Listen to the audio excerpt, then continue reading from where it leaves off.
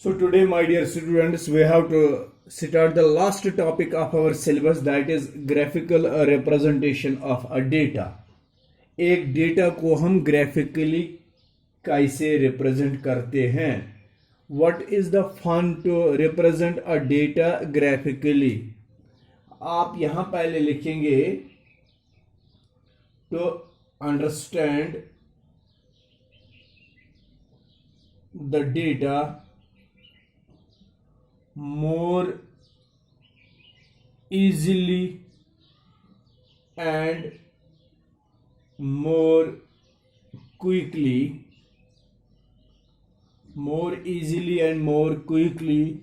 We need to represent it in the form of a data, in the form of a graph.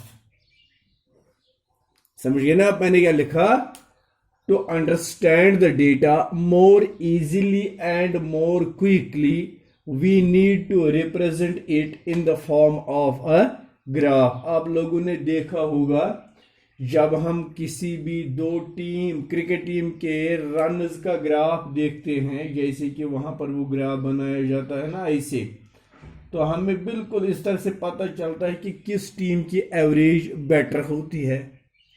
या कभी कभी graph ऐसे दिखाया जाता है जहां पर हमें ये पता चलता है कि कौन से ओवर में सबसे ज्यादा रन्स बनाए गए. तो ये ग्राफ को अंडरस्टैंड करने के लिए, जल्दी और इजीली इसको अंडरस्टैंड करने के लिए हमें क्या करना पड़ता है? हमें उस डेटा के लिए एक ग्राफ बनाना होता है. तो इसीलिए हम कहते हैं why we need a graph for data. To understand the data more easily and more quickly, we need to represent it in the form of a graph. तो ये हो गया हमारा topic, graphical representation of data. Why we need to represent the data in the form of a graph. तो यहां जो आपके syllabus में है, ग्राफ जो आपने पढ़ना है, टाइप्स ऑफ ग्राफ के लिए आपको एक इंपॉर्टेंट टाइप पढ़ना है. उसमें आता है, उसका नाम बार ग्राफ. तो उस टाइप का नाम क्या है? बार ग्राफ है. तो इससे पहले भी एक और ग्राफ जिसको हम पिक्टोग्राफ कहते हैं, लेकिन वो आपके सिलेबस में नहीं है. तो आपके सिलेबस में है बार ग्राफ. बार ग्राफ मैं दिखाऊंगा आपको कैसे ड्रा करना होता है. सबसे पहले आपको ये दो लाइन्स बनानी है. This line is called X axis and this line is called Y axis. This X axis and Y axis, where they intersect, this point is called origin. याद रखना, बार ग्राफ बनाने के लिए क्या करना पड़ता है आपको? एक एक्स एक्सिस और एक वाई एक्सिस ड्रा करनी है, and their point of intersection origin you have to show. On the X axis you have to show observations. X axis पर आपको ऑब्जर्वेशंस दिखानी है और वाई एक्सिस पर उनकी frequency. On Y axis you have to show the frequency. फिर उसके बाद ओरिजिन से लेकर थोड़ी सी स्पेस छोड़नी है और एक रेक्टेंगल बनाना है वर्टिकल फॉर्मेशन में. अगर हम देखेंगे तो जनरल रेक्टेंगल हम ऐसे बनाते हैं. यही रेक्टेंगल अगर हमने एक वर्टिकल फॉर्म में बना दिया तो इस रेक्टेंगल को हम कहते हैं बार. दिस इज कॉल्ड बार. फिर उसके बाद जितनी स्पेस आपने ओरिजिन से लेकर इस बार तक छोड़ी है, उतनी स्पेस अब यहां से लेकर यहां तक छोड़नी है और दूसरा बार दिखाना है. उस बार की विड्थ ये होनी चाहिए, जितना वाइड ये है उतनी विड्थ का एक और बार. लेकिन height of this bar depends upon the frequency of another observation. तो यहां पर मैं लिख रहा हूं बार ग्राफ में, तो represent any data on the bar as the bar graph we need to draw two types of lines, horizontal and vertical. Horizontal and vertical लिखते जाओ. To represent any data as the bar graph we need to draw two types of lines, horizontal and vertical. ये होगी horizontal line, ये होगी vertical line.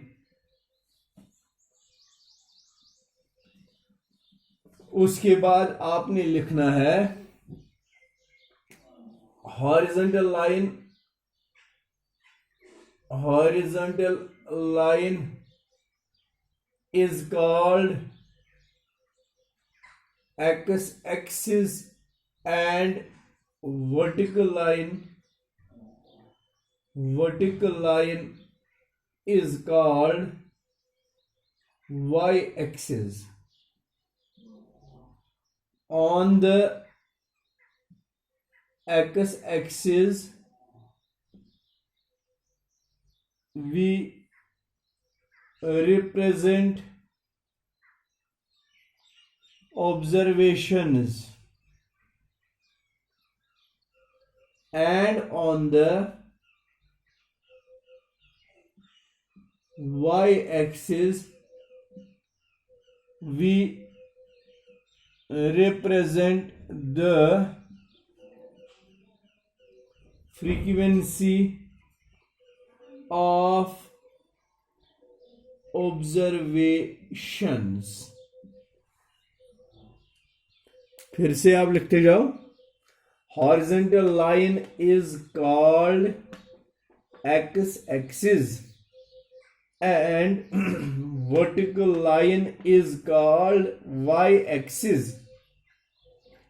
On the x-axis we represent observations, and on the y-axis we represent the frequency of observations. Next point, each observation is represented by a vertical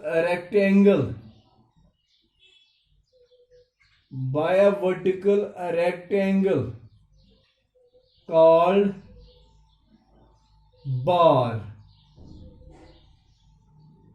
All the bars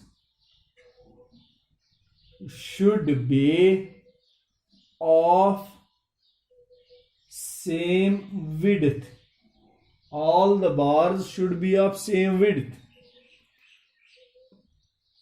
The space जो मैंने कहा इनकी width बराबर होनी चाहिए. The space between them must be equal. उनके बीच जो space होती है ना ये बराबर बराबर होनी चाहिए. The height of each bar is based on its frequency. हर एक बार की जो हाइट है ना ये डिपेंड करती है उस ऑब्जर्वेशन की फ्रीक्वेंसी के लिए. This is all about graphical representation of data in the form of A bar graph. तो चलिए बेटा आज हम आपको क्वेश्चन नंबर 1 भी कराएंगे यहाँ पर, ताकि आपको पता चले कि एक डेटा को किस तरह हम बार ग्राफ के तौर पर रिप्रेजेंट करते हैं। This is now question number 1. Question is use the table to construct a bar graph to display the information about the number of geometry boxes sold by a stationer, say in the first half of 2017. Data इस तरह है, month पहला column, तो second column is number of geometry boxes sold, number of G boxes sold. Month कौन सा है? January, Feb, March, April, May and June, because it is the first half of year 2017. पहले 6 months में एक स्टेशनर ने कितने geometry boxes sold out किए? 3, 5, 17, 14, 10 and 2. देखो बेटा, मैं आपको समझाऊंगा यहां पर. ये जो मंथ्स हैं, दीज आर कॉल्ड ऑब्जर्वेशंस. ये जो number of geometry boxes sold है, दिस इज कॉल्ड फ्रीक्वेंसी. यहां पर ये हो गया ऑब्जर्वेशन और ये हो गई इनकी फ्रीक्वेंसी. अब इसको दिखाना है बार ग्राफ के तौर पर, तो मैंने आपको बता दिया कि आपको 2 लाइन्स ड्रा करनी है, एक हॉरिजॉन्टल और एक वर्टिकल लाइन. फिर से मैं ड्रा करूंगा, vertical line and this is horizontal line. ये इनका ओरिजिन है. यहां पर आपने दिखाने हैं मंथ्स, यहां पर आपको दिखाने हैं number of G boxes sold. Highest lowest है 2 और हाईएस्ट है 17, तो ये 0 माना जाएगा. 1, 2, 3, 4, 5, 6, 7, 8, 9, 10. अभी तो इसमें कम पड़ गए, ये लाइन थोड़ी सी ऊपर बनानी है. 11, 12, 13, 14 whatever. तो अब पहला दिखाना है आपको जनवरी के लिए 3 बॉक्सेस. यहां पर स्पेस थोड़ी सी छोड़िए. 1, 2, 3, 4, 5, 6, 7, 8, 9, 10, 11, 12, 13, 14, यहां तक मैं बना रहा हूं. 3, ये मैं आयुष पकड़ाऊंगी लाइन. विड्थ अपनी मर्जी कितनी है. तो ये हो गया for the month of Jan. बीच में आप लिख सकते हैं जैन. फिर गैप जितनी यहां छोड़ी है आपने स्केल के हिसाब से, उतनी गैप यहां पर छोड़नी है. और फरवरी के लिए 5 दिखाना है. ये है फरवरी, 5 आई थी.